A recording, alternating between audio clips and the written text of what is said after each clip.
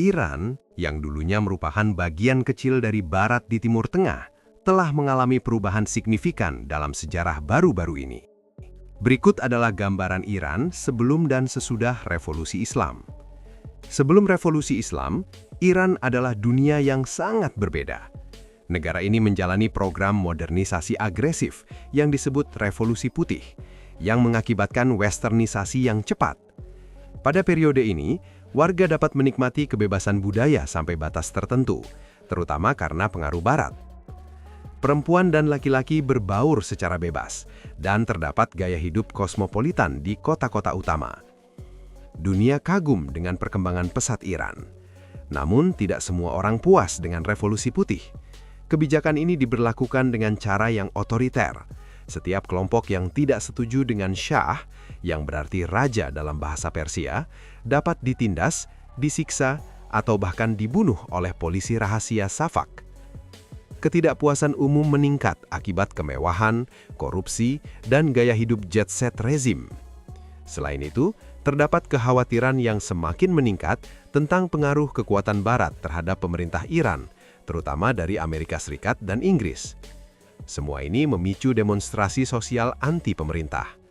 Ketika demonstrasi ini ditanggapi dengan represi brutal, situasi dengan cepat meningkat menjadi revolusi Islam. Tepat setelah revolusi dan berhasil menggulingkan monarki, Iran mengadopsi pola pikir anti-Barat yang telah berlangsung selama 40 tahun terakhir. Kelompok konservatif politik dan agama garis keras semakin paranoid terhadap pengaruh Barat, dan akibatnya mereka menindak orang-orang yang dianggap sebagai musuh negara. Syariah menjadi hukum yang mengatur kode etik di bawah ideologi Islam konservatif. Bahkan, polisi moral berpatroli di jalanan untuk menegakkan aturan berpakaian dan perilaku Islami. Dalam banyak hal, kebebasan berekspresi hampir tidak mengalami perbaikan. Perasaan secara keseluruhan adalah bahwa struktur kelas dalam masyarakat Iran tetap tidak berubah, dengan satu kelas penguasa digantikan oleh kelas penguasa lainnya. Saat ini, alih-alih penguasa Shah, putra-putra pemimpin revolusi dan kelas bisnis yang bekerja di bawah aturan rezim memamerkan kekayaan mereka dengan mengendarai mobil sport mewah di sekitar Teheran dan memposting tentang gaya hidup jet set mereka di media sosial. Sebaliknya, kaum miskin dan kelas menengah masih berjuang untuk bertahan hidup. Namun generasi muda terus berupaya untuk mendapatkan lebih banyak kebebasan, terutama berkat kemajuan internet. Banyak ahli, termasuk ulama yang kurang konservatif, memperkirakan akan terjadi perubahan sosial yang drastis dalam 10 tahun ke depan. Dalam hal pendidikan, sebelum revolusi ketika Shah masih berkuasa, sekolah-sekolah di Iran mulai memodernisasi cara pengajaran mereka, menjauhi dari fokus yang terlalu religius. Pemerintah memilih pendidikan sekuler, di mana siswa akan mempelajari keterampilan yang dapat diterapkan pada pekerjaan, serta pengajaran dan manajemen sains. Terlepas dari upaya Shah untuk menawarkan pendidikan Barat yang wajib, banyak keluarga enggan mengirim anak-anak mereka ke sekolah-sekolah negeri modern yang terinspirasi oleh sistem pendidikan Prancis. Sistem pendidikan baru ini merupakan campuran antara modernisasi dan nasionalisme, karena mengagungkan unsur-unsur dari budaya Persia pra-Islam. Selama era ini, banyak lembaga pendidikan tinggi didirikan. Meskipun Shah mendorong perempuan untuk melanjutkan pendidikan tinggi, terdapat kesenjangan gender yang jelas. Lebih dari 60% perempuan, hanya 4% yang melanjutkan pendidikan tinggi. Sejak Revolusi Islam, pemerintah mengembalikan agama ke sebuah sekolah, menghapus aspek sekunder yang diberlakukan oleh Shah. Pemerintah segera terlibat dalam 3 upaya utama: mendesak penghapusan kursus dan buku teks yang dianggap menjelekkan Islam, memecat guru yang tidak sesuai, dan memastikan bahwa hanya mereka yang tidak sekuler yang tetap berada di sekolah-sekolah ini. Ini mengatur perilaku dan pakaian siswa, sehingga anak laki-laki dan perempuan dipisahkan di lembaga pendidikan yang berbeda. Anak perempuan dipaksa mengenakan hijab, dan sebagian besar pendidikan yang dipengaruhi oleh budaya Barat dihapus dari kurikulum. Meskipun demikian, tingkat kehadiran di sekolah meningkat pesat. Pemerintah pun mengalihkan fokus upaya pendidikan di daerah pedesaan yang sebelumnya dikembangkan oleh Shah, kini di bawah ideologi yang sama sekali berbeda. Akibatnya, dalam 40 tahun terakhir, tingkat pendidikan dan melek huruf di Iran telah meningkat secara dramatis. Pada tahun 2006, tingkat melek huruf mencapai 86%, dengan kesenjangan gender berkurang menjadi 9%. Kurang dari 15% perempuan mengalami buta huruf, dan tingkat pendaftaran perempuan di pendidikan tinggi lebih dari 66%. Saat ini, lebih dari 60% mahasiswa universitas adalah perempuan, dan kesenjangan melek huruf antara wilayah perkotaan dan pedesaan turun dari 35% sebelum revolusi menjadi hanya 12%. Meskipun peningkatan untuk perempuan lebih signifikan dibandingkan laki-laki, pendidikan perempuan jauh dari jalan yang mudah. Kebijakan terhadap pendidikan perempuan telah mengalami banyak perubahan sejak revolusi Islam. Misalnya tepat setelahnya, dalam revolusi kebudayaan Islam yang merupakan kebalikan dari revolusi putih, perempuan dilarang mengambil sebagian besar bidang studi dan hanya diizinkan untuk mempelajari 91 dari 169 jurusan. Meskipun Iran terlibat dalam perang dengan Irak pada akhir 1980-an, perempuan terdidik tetap dibutuhkan untuk membangun negara kembali, sehingga semua batasan dicabut. Namun, sejak tahun 2005, akses perempuan ke jurusan akademik kembali dibatasi, dan pemerintah pada dasarnya memberi izin kepada setiap universitas untuk memberlakukan batasan berdasarkan gender. Topik ini mau tidak mau membawa kita pada aspek paling kontroversial dari revolusi Islam. Secara historis, hak-hak perempuan di Iran sangat terbatas dibandingkan dengan sebagian besar negara maju. Hak tersebut berubah sesuai dengan bentuk pemerintah yang berkuasa, dan mandat terkait hak-hak perempuan telah mempengaruhi berbagai isu, mulai dari aturan berpakaian hingga hak suara. Selama berabad-abad, perempuan terisolasi. Mereka tidak terlibat dalam politik dan kontribusi ekonomi mereka terbatas pada pekerjaan rumah. Perempuan yang bekerja di bidang tekstil pada periode ini memperoleh rata-rata sepertiga dari apa yang diperoleh laki-laki, dan masih mungkin bagi gadis-gadis pedesaan untuk dijual oleh kepala keluarga mereka. Kondisi ini berubah selama dinasti Pahlawi yang memerintah negara dari 1925 hingga revolusi Islam pada 1979.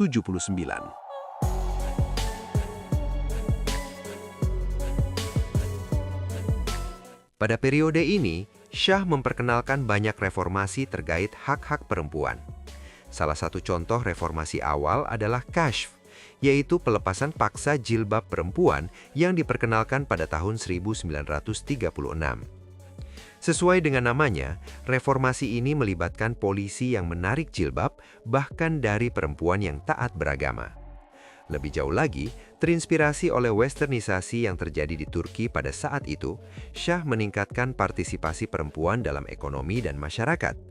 Seiring dengan peningkatan tingkat melek huruf, perempuan mulai menduduki posisi resmi yang tinggi, seperti menteri dan hakim. Banyak perempuan juga muncul sebagai seniman, ilmuwan, dan atlet. Pada tahun 1963, Syah memberikan hak suara kepada perempuan. Kemudian pada tahun 1967, hukum keluarga Iran direformasi yang meningkatkan posisi perempuan dalam masyarakat. Hukum ini memungkinkan istri untuk memulai perceraian dan mensyaratkan izin dari istri pertama bagi suami yang ingin mengambil istri kedua. Selain itu, hukum ini juga menaikkan usia minimum perempuan untuk menikah dari 13 tahun menjadi 15 tahun pada tahun 1967 dan menjadi 18 tahun pada tahun 1975.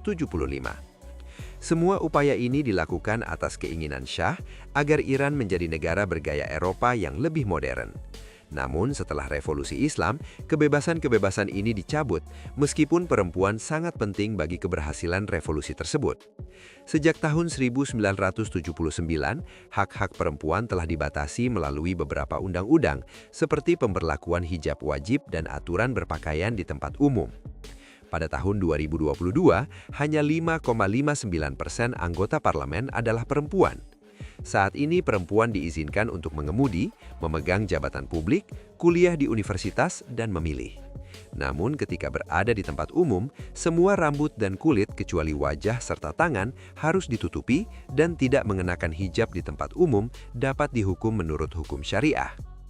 Menurut hukum syariah, perempuan mewarisi setengah dari apa yang diwarisi laki-laki, dan kompensasi atas kematian perempuan juga setengahnya. Selain itu, sebagian besar wilayah negara dipisahkan berdasarkan jenis kelamin, yang berarti laki-laki dilarang melihat perempuan.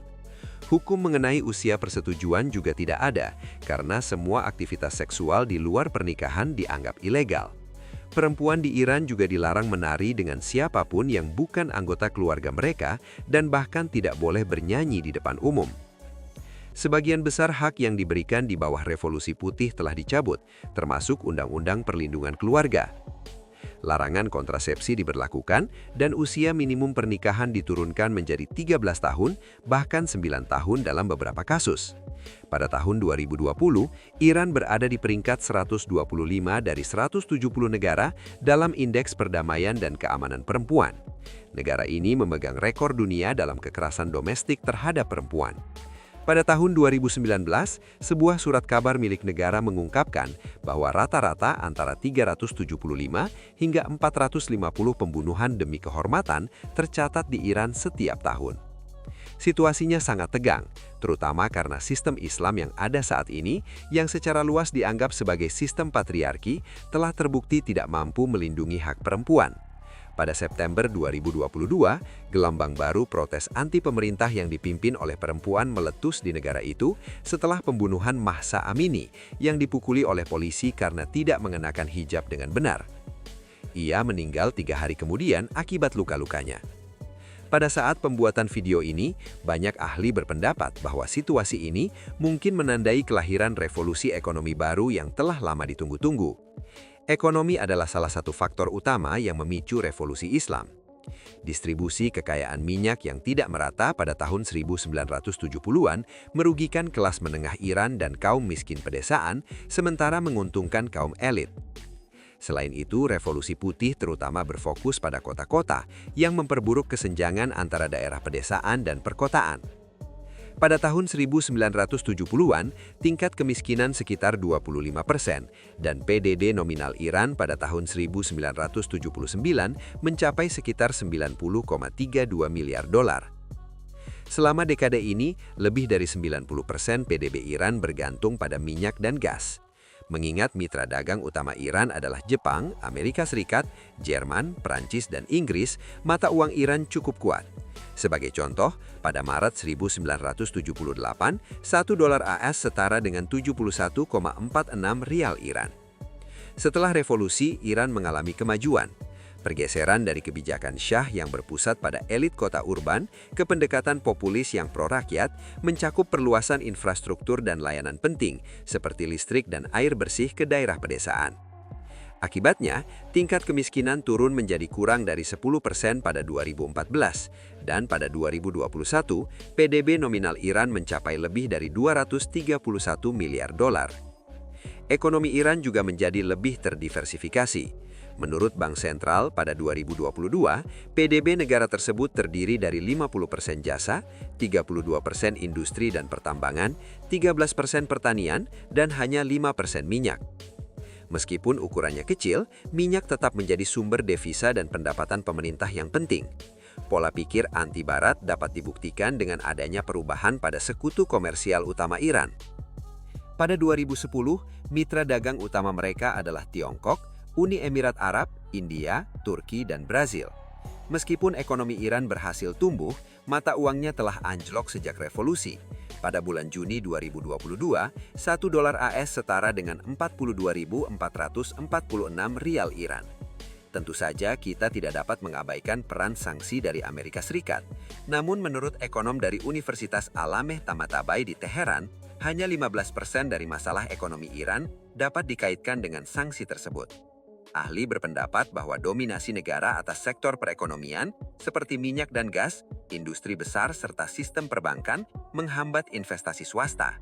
Ini mempengaruhi kinerja negara, meskipun kesenjangan antara daerah pedesaan dan perkotaan telah menyempit.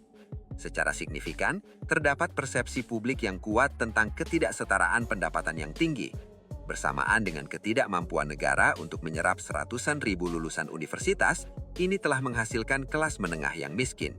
Selain itu, menurut sensus 2016, tingkat pengangguran untuk pria dan wanita berusia 25 hingga 29 tahun mencapai 34,6% dan 45,7%. Tingkat pengangguran yang tinggi di kalangan pemuda berpendidikan menunjukkan masalah yang lebih mendalam dalam model growth ekonomi Republik Islam. Dari sudut pandang politik, Iran dapat dianggap sebagai salah satu negara paling aneh di dunia saat ini. Sistem politik Republik Islam sering dianggap sebagai tirani atau teokrasi. Iran adalah monarki absolut dengan sejarah berabad-abad sebelum 1906. Dari 1906 hingga 1979, Iran menjadi monarki konstitusional dengan sistem parlementer di bawah Konstitusi Persia 1906, yang merupakan yang pertama dalam sejarah Iran. Syah berfungsi sebagai kepala negara, sementara Perdana Menteri sebagai kepala pemerintahan. Pada tahun 1953, di tengah perebutan kekuasaan antara Muhammad Reza Shah dan Perdana Menteri Muhammad Musadik, CIA dan MI6 mengatur kudeta untuk menggulingkan pemerintahan Musadik dan mengembalikan Shah yang memerintah dengan ketat, didukung oleh Amerika Serikat dan Inggris. Setelah Revolusi Islam, rakyat Iran mengadopsi konstitusi baru yang mendirikan Republik Islam Iran dan secara resmi mengakhiri monarki. Dalam sistem politik baru ini, Iran mengadopsi parlemen dan lembaga politik modern seperti kepresidenan dan konstitusi, sementara memusuhkan Barat sekaligus. Pada dasarnya, Iran mengadopsi parlemen dan lembaga politik modern seperti kepresidenan dan konstitusi mirip dengan negara lain, tetapi pada sisi lain, Iran juga menetapkan seorang pemimpin tertinggi, sosok yang memiliki kuasa penuh atas segala sesuatu di negara ini, termasuk ekonomi, angkatan bersenjata, lingkungan, kebijakan luar negeri, pendidikan, perencanaan nasional, intelijen, pertahanan, bahkan akun pemerintah yang bernilai miliaran dolar. Pemimpin tertinggi ditunjuk oleh majelis ahli yang terdiri dari 80 hingga 90 anggota yang dipilih melalui pemilihan umum. Majelis ini bertugas meninjau kinerja pemimpin tertinggi untuk memutuskan apakah akan memperpanjang atau membatalkan masa jabatannya. Namun lucunya, pengawasan terhadap aktivitas pemimpin tertinggi dianggap ilegal. Selain itu, terdapat Dewan Penjaga yang terdiri dari 12 anggota, 6 ahli teologi Islam yang dipilih oleh pemimpin tertinggi, dan 6 ahli hukum konstitusional. Dewan ini harus menyetujui undang-undang yang disahkan oleh parlemen, memantau pemilihan, serta meninjau kandidat untuk jabatan terpilih, termasuk presiden. Berbeda dengan negara lain, presiden bukanlah tokoh kekuasaan utama di Iran. Bahkan jika ia menang pemilu, presiden masih perlu mendapatkan persetujuan dari pemimpin tertinggi sebelum dilantik. Sistem politik ini mungkin menjelaskan mengapa Iran memperoleh indeks demokrasi yang lebih rendah dari Arab Saudi pada tahun 2021. Bagaimana pendapat Anda? Silahkan bagikan di kolom komentar. Jangan lupa like, subscribe, serta aktifkan notifikasinya agar Anda tidak ketinggalan konten menarik lainnya.